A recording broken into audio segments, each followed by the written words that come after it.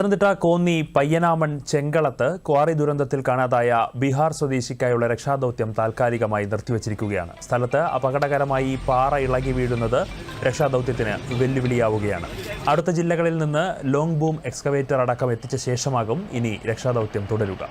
Fire and rescue special task force ഉൾപ്പെടെ fire force, NDRF team തുടങ്ങിയവർ സ്ഥലത്ത് തന്നെ തുടരുകയാണ്.